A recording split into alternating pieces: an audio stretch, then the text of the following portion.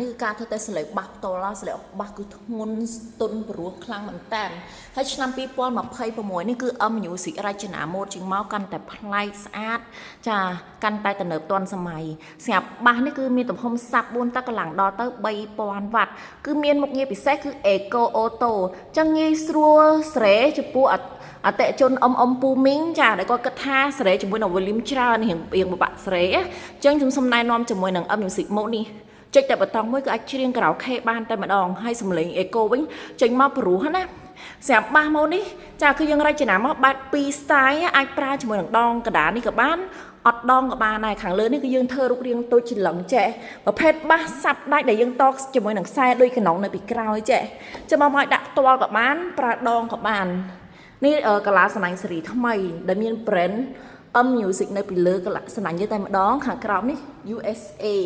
ចារូបរាងស្អាតហើយបាសនេះដែរគឺមានកម្ពស់ដល់ទៅ1.26 ម៉ែត្រ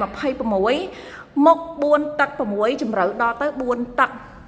ឥឡូវធ្វើតេស្តជាមួយនឹងសលេងមីក្រូ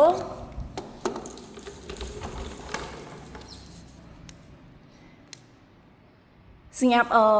បាសម៉ូដនេះគឺមានមុខងារពិសេសមួយទៀតគឺប្រព័ន្ធការពារកង់អញ្ចឹងយើងនិយាយចិត្តចង់អត់លើសលេងកង់ហ្នឹងណាហើយមានជាមួយនឹងមុខងារខាងនេះ KTV ខាងនិយាយខាងអីហ្នឹងលោក Eco វិញខ្លីគឺយើងចុចតែមួយមិនចាំស្រែច្រើនទេគឺច្រៀងបានតែម្ដងចា1 2 3ចឹងងាយស្រួលមែនតើសម្រាប់បាសម៉ូដនេះគឺមានបានធានារយៈពេលពេញ1ឆ្នាំពីក្រុមហ៊ុនទៀតណាចា Music Platform អាមេរិកដែលបងដាក់កំងនេះគឺយើងប្រើកេសតែមួយទេពីខាងលើខាងក្រោមនេះគឺយើងប្រើកេសតែមួយណាមានជួយកាបូបសម្រាប់ដាក់មីក្រូចឹងងាយស្រួលចល័តមែនតើ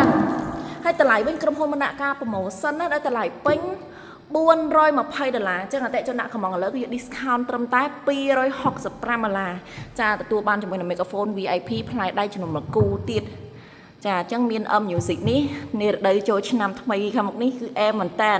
ចង់ជុំគ្នាជាលក្ខណៈគ្រួសារច្រៀងលេងកម្សាន្តនៅតាមគេអដ្ឋានអីក៏ចាបង្កើនបរិយាកាសឲ្យកាន់តែសប្បាយរីករាយអញ្ចឹងសម្រាប់អតិជននៅភ្នំពេញអាចធ្វើតេស្តសលេងនៅទីតាំងហាងផ្ទាល់ទីតាំងហាងក៏នៅលើផ្លូវអណោយតុមឧត្តនីជាតិសូមអរគុណ